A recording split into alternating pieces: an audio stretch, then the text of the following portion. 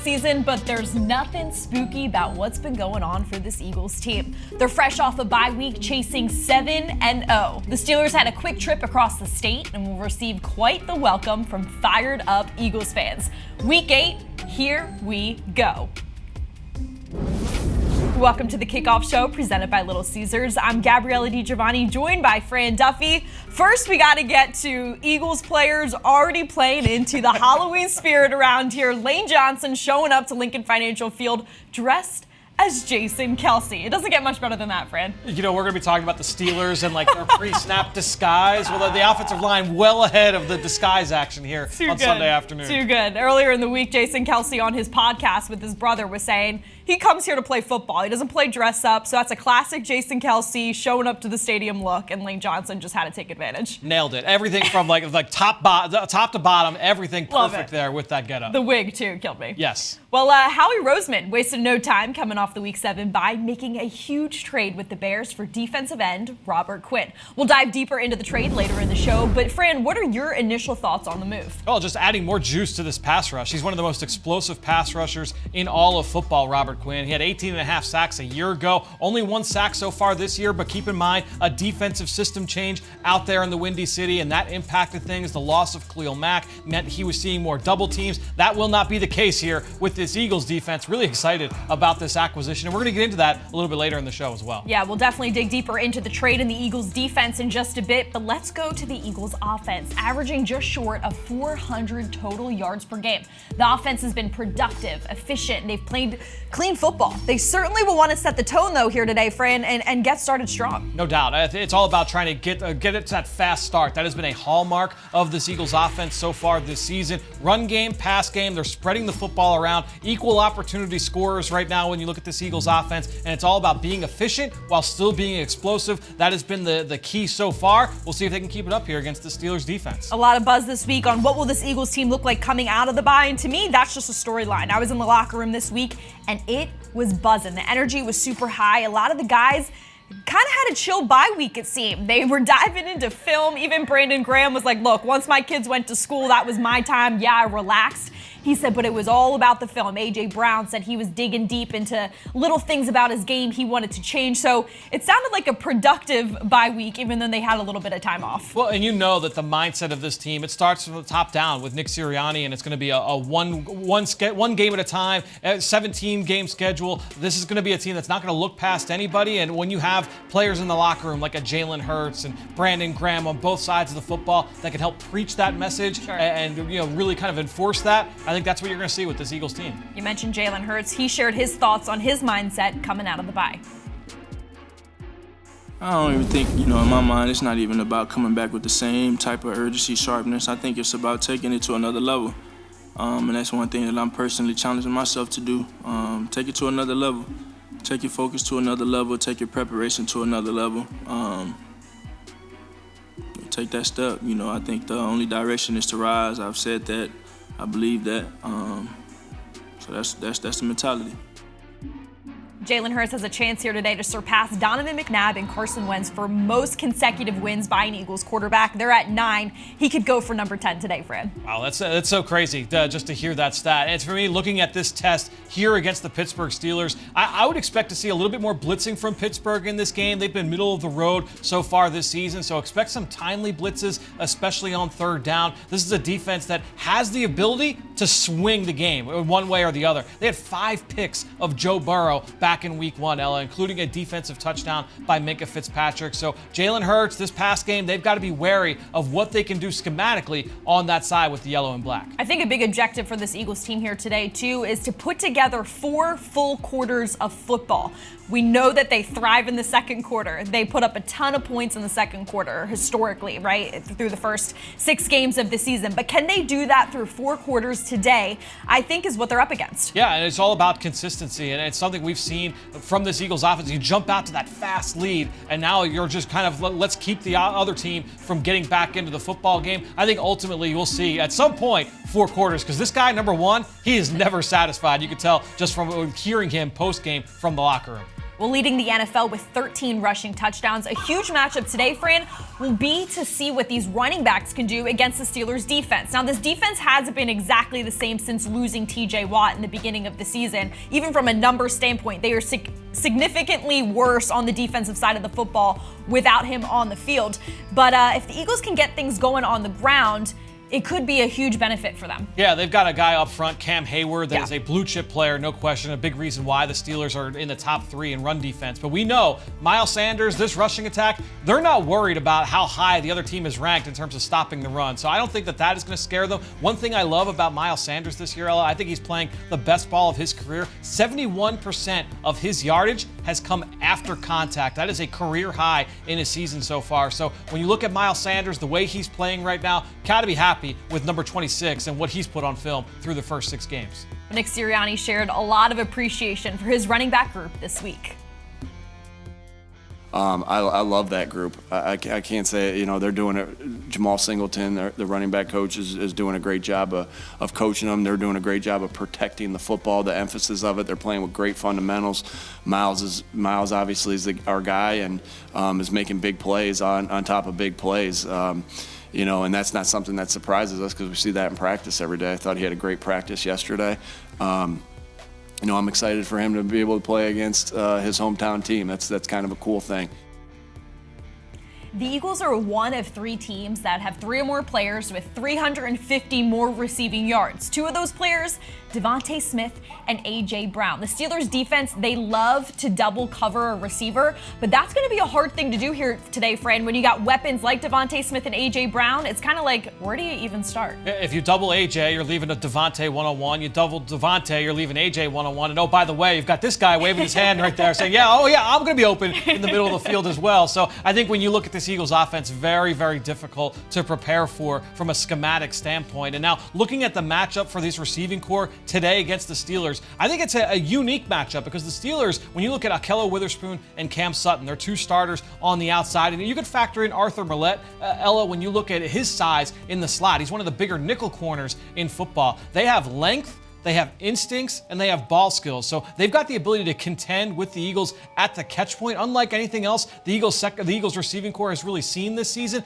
To me, though, I think the advantage goes to the Eagles in their ability to create separation against man-to-man. When the Steelers are in man coverage, which they play a lot, they have gotten roasted. They have given up a ton of big plays down the field, yards after catch. That's where the Eagles can win in this game. Not necessarily at the catch point, but really creating that separation and factoring in some of those big plays. As you bring in the offensive starters here, the Eagles offense against the Steelers' bottom of the league defense is going to be a huge part of today's game. Can the Eagles stay consistent to how they've been playing? I think it was important this week. Brandon Graham said it doesn't really matter who our opponent is, what the numbers are, how well they've played. You just can't take them lightly, and that's exactly right. Yes, they are down TJ Watt, but Minka Fitzpatrick has been super beneficial for the Steelers defense. So as long as the Eagles can stick to what they're doing, don't do anything fancy, they can come out of here with a win today. I mean, there's a reason why they've got the best turnover differential in football, is that they have not beaten themselves when it comes to turnovers, to penalties. They have just been a really, really disciplined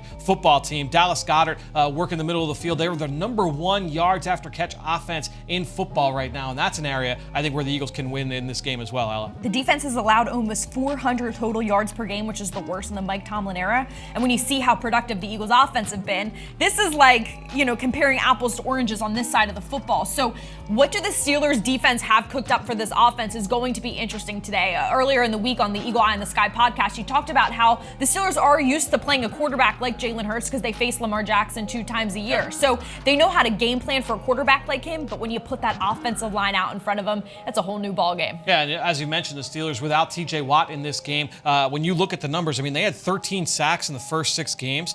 8 of those 13 happened in week 1 with TJ Watt in the lineup. So only 5 in the 5 games following. And so that really kind of speaks to the impact that he can have on that defense as a whole. They've really struggled to generate pressure. They're in the bottom of basically every pressure metric coming into this game. 30, 31, 32. They're always at the bottom of those lists. And so right now, this is a team that is struggling to get after the quarterback with their 4-man rush. Like I said, though, earlier, I do think we'll see some timely blitzes, namely on 3rd down. We'll see what the Eagles have cooked up to be able to beat some of those blitzes in those high leverage situations. Fran, I feel like a broken record at this point when I talk about yards after the catch and Dallas Goedert. 294 yards after the catch for Dallas, most of all tight ends in the league. When we talk about a defense game planning for Devontae Smith and A.J. Brown, oh yeah, they got to account for Dallas Goedert too. What's the plan? I don't even know. How do you plan for Dallas Goedert's attack? Well, I would tell you that the number one way I think we're going to see Pittsburgh try and deal with it is with Terrell Edmonds, their strong safety. He's going to roll down in the box and play against Goedert in one-on-one coverage. He is their number one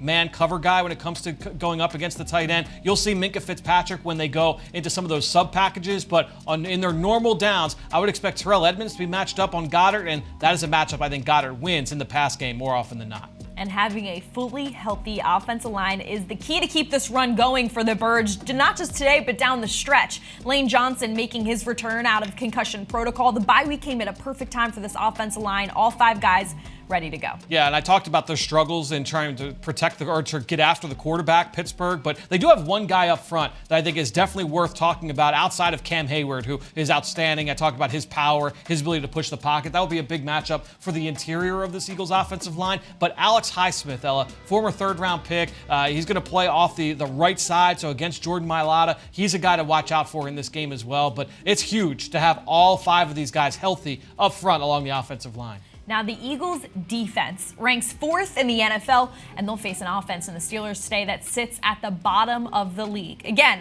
on this side of the football, on paper, the Eagles have the upper hand. And like I mentioned earlier, Brandon Graham said you can't take them lightly. No doubt. But I do think when you look at the Steelers' offense, led by a rookie quarterback, one thing you typically see when you've got young quarterbacks in the game is that you have a very distinct identity. You're going to do a handful of things. You don't want a wide menu of plays. Hey, this is what we're going to do, and we're going to try and do it well. We're going to out-execute the opposing defense, and that's what you're going to get from the Steelers offense. Plenty of vertical throws. You're going to get some high-low concepts middle of the field. You're going to move the pocket with Kenny Pickett and rely on the run game. That's really what you're going to see more often than not with the Steelers offense. A position group that just got stronger this week, the defensive line. We mentioned the big trade for Robert Quinn earlier in the show, but Fran, this is so important when you talk about the rotation of this defensive line. The ability to move guys in and out, on and off the field is going to be so beneficial for this team, especially as they move on down through the season. Robert Quinn, 18.5 sacks last season. Like you said, he's in the 100-sack club. He's a vet, 12 years in the NFL.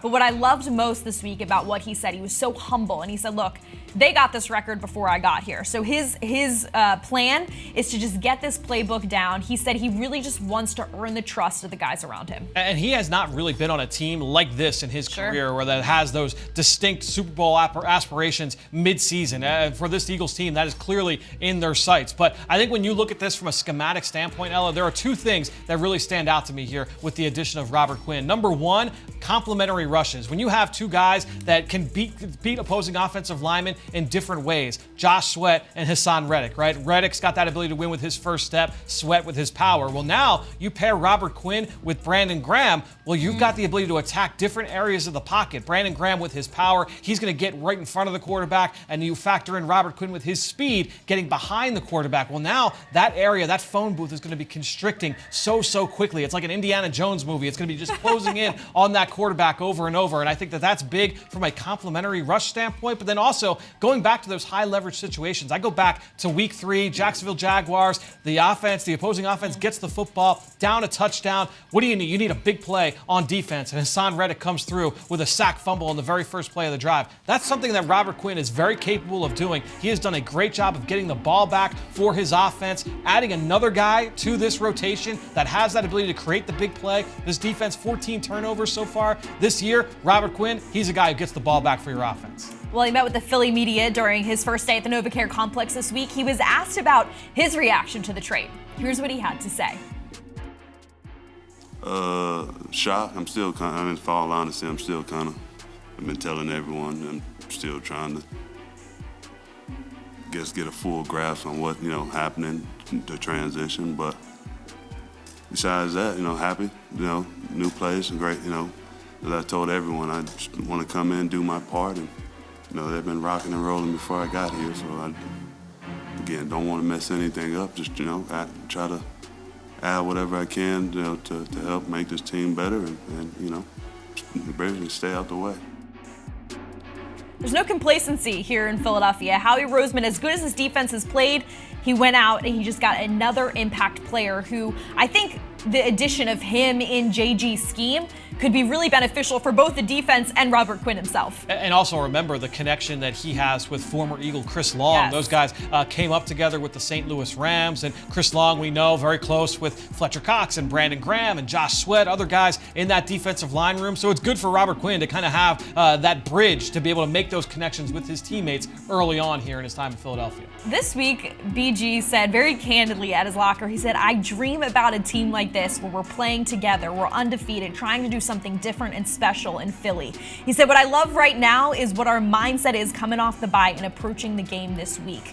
It could be a long day for the rookie Kenny Pickett when this Eagles team, they got a lot of vets, they had so much momentum going into the bye, and then they're coming out. If they come out even stronger, Kenny Pickett could have a long day back there. I will say, though, Ella, I think that it would surprise me if the Eagles defense got a lot of sacks in this game today. I think this is more of like pressure day than a sack day. You know why? Because the ball comes out of Kenny Pickett's hands so fast. And I mentioned they like to move the pocket. So that's a way to get away from that defensive line. I would expect a lot of bootlegs and sprint outs. Obviously, you're going to get those scrambles as well with Kenny Pickett. But I think it goes back. It's almost the conversation we had during the playoffs last year when the Eagles took on the Tampa Bay Bucks is that, hey, the ball's going to come out of Tom Brady's hands really fast, so it's tough to get home for sacks, but you also have to be ready for those deep shots. And you would think, oh, deep balls, it's a lot of play action and hold on to the ball. No, the ball comes out really fast, and they love to attack downfield. So this Eagles defense, it's going to be one of those complementary days. The rush has to help the coverage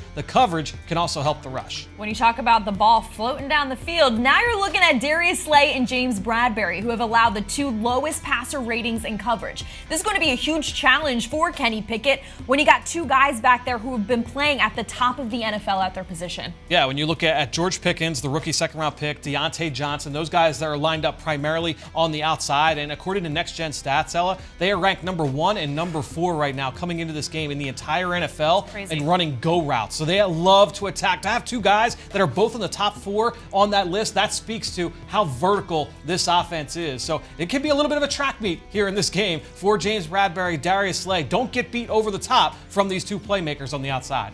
As we bring in the defensive starters here, this defense is tied for most in takeaways. 14 takeaways this defense has racked up throughout the season. 5 of their 6 games, there's been at least 1 interception. So you know they're going to want to try and get in the head of this rookie, right? They're going to be able to track his eyes. These 2 corners, they know how to play an inexperienced quarterback. And now those wide receivers, like you mentioned, are playing good football. But for Kenny Pickett, he's going to need to be sharp today if he's going to want to try to overcome Slay and Bradbury, and then, of course, Avonte Maddox and C.J. Gardner-Johnson. Yeah, one of my favorite nuggets this week from Eagles game plan, Ella, was that Kenny Pickett actually leads the NFL on the percentage of throws that he's thrown that have been picked off against zone coverage. So interceptions against zone, that's where Kenny Pickett has really struggled this year. We'll see if the Eagles can make him pay. When you throw in Avonte Maddox and all the other names that you threw in there with Bradbury and Slay and CJ, the ability to take the ball away, that could continue here against the rookie quarterback, Kenny Pickett. Now, the defense is allowing an average of just shy of 300 total yards per game, which is top 5 in the NFL.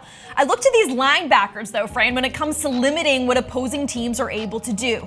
The way Kaiser White and TJ Edwards have been playing, they've been ball hawks, they've been flying to the football. They're such disruptors at that intermediate level of the football field. I'm excited to see what they can do today. It's funny you bring that up because I actually looked at that going into the bye week. The Eagles were one of the best at stopping plays in the middle of the field coming into the bye week. I haven't looked at it to see how week 7 impacted that, but the 2 players that the Eagles are going to see most often here in the middle of the field, Pat Freiermuth and Najee Harris. Yep. Obviously Harris in the run game, but they also love to get him the ball on screens and check down. So that's a matchup to watch there with Kaiser White and TJ Edwards. Both of these guys, though, Ella, they've been excellent, not just against the run, but against the pass as well. Kaiser White, he's got a couple pass breakups. TJ Edwards has a couple pass breakups here this season. And both guys are going to see plenty of Pat Freiermuth working the seams. They love to work these little high-low concepts, Ella, where you're going to try and target a linebacker in space, put a route underneath him, and then another route behind him. And whichever way he goes, we're going to make him wrong, right? So it'll be up to the linebackers. Keep those big plays from Freiermuth, keep them off the table here in this football game. Fran, we're going to welcome in Eagles Insider Dave Spadaro in just a bit, but before we get to him, if you had to zoom out and look at this matchup, I know we've kind of gotten into the weeds and broke down a lot of different position groups. What would be the 3 things for Eagles fans to watch at home? Well, I would say number one, you've got to try and confuse Kenny Pickett. And I talked about the interceptions against zone coverage. That has been a consistent theme with him over the course of his games as a starter. So if the Eagles can continue that theme, that would be big, obviously, for this Eagles defense. Number 2, you've got to keep an eye out for Minkah Fitzpatrick. This is a player that Jalen Hurts, very, very familiar with Minkah Fitzpatrick. They were teammates together at Alabama. He's got that ability to turn the game on its head. He had a pick 6 in week 1 against Joe Burrow. He had another big pick a couple of weeks ago. This is a guy that patrols the middle of the field as well as anybody in the NFL. He's actually first in the NFL the last 3 seasons in interceptions from the safety spot. So Minkah Fitzpatrick, you got to be aware of where he is at all times. An outstanding disguiser at the safety spot. And then number 3, this is one that you could say in any week, but I think it's especially important here. I think the Eagles have the distinct advantage at the line of scrimmage. Hey, you're coming off the bye week. How do you kind of get back into the swing of things? Well, you lean on old reliable. Lean on that offensive line. Lean on the defensive line. Win those battles in the trenches. That's an easy key to victory here for this Eagles team this afternoon. Some of these units are starting to break it down probably before they head back into the locker room. But I think what's also important to note about this team is, yes, they're coming off the bye, but then they got a quick turnaround, friend. They're playing Thursday night down in Houston. So it's going to be important to get in and out of this game healthy because they got to turn right back around and start prepping for the Texans on Thursday night. No doubt. And the Texans team, I know their record is not great right now, but they've got playmakers on offense that you've got to be aware of, and they've got some teeth as a defense as well. So I think when you look at that team, you cannot look past them. You've got to be ready to go down to Houston on the road and see if you can get a win. I think it's also important. We talked about getting off to a quick start here today, but maintaining that, right? Like, how can they get off to a quick start? How can they kind of play around, use their weapons, right? Hit Devontae Smith when you can get him. Go to the run game when you can go to the run game. And then on the defensive side of the ball, how can they just come out so hot that they don't really allow the Steelers to get down the field? Yeah, I think that it's a really interesting case of complementary football when you look at first half versus second half. The Eagles offense,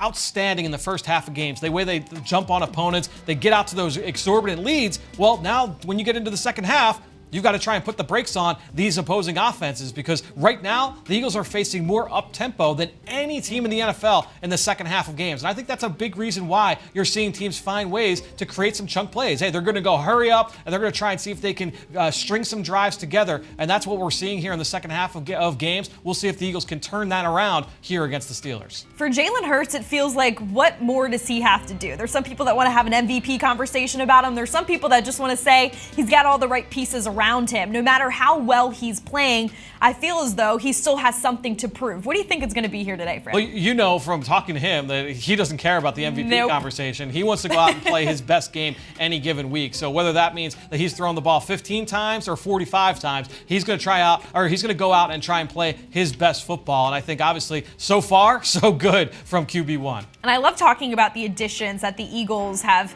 added throughout this entire offseason. Of course, one of those being A.J. Brown. Earlier in the week, he said this is a new season. New season starts now. And only a veteran player, a guy who's been around the league for a little bit, can understand what that means. And so I think adding pieces like him and someone like Robert Quinn, who we'll see play here a little bit today, kind of develops the mentality and the culture in this locker room. Even Jason Kelce said, we have such an unselfish locker room. We've never had a problem of new players coming in and not being welcomed. Yeah, there's like 2 ways to look at it, right? When you add a veteran to your team, whether it's in the offseason or midseason, like what we saw with Robert Quinn. On one hand, you could say, oh, get a guy that's won a Super Bowl, bring him into the building so he can help bring other guys along. Well, the Eagles, they have plenty of players that were here for that Super Bowl run in 2017. So how about you add some talented veterans that haven't tasted that sweet smell of victory yet, that haven't had the ability to hoist the Lombardi trophy. Hold that carrot in front of them and now try and get their best play. I just kind of go back, and they're different players essentially, but when you look at Von Miller and Robert Quinn, just adding that extra piece to your pass rush, and Von Miller is so big in those high leverage situations for the Rams a year ago, down the stretch, creating big plays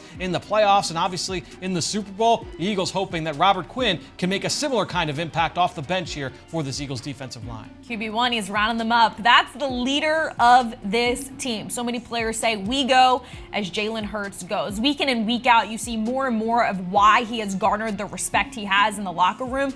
And in little moments like that, too, it really just speaks volumes. You know what I love? I don't even watch Jalen when he's doing it. Watch his teammates. Yeah. Like, watch how Yeah. locked in, and not just the young guys, but watch like Fletcher Cox and Brandon Graham and Jason Kelsey and Lane Johnson. Those guys are locked in to every single word that comes out of Jalen Hurts' mouth, and that shows up each and every time we see him speak to his team. It's pretty special because he still is a young player in the National Football League. This is only his second season as a full-time starter. So the way he's able to capture the locker room and build this culture, he is the foundation of the culture here in Philadelphia, I think is really special.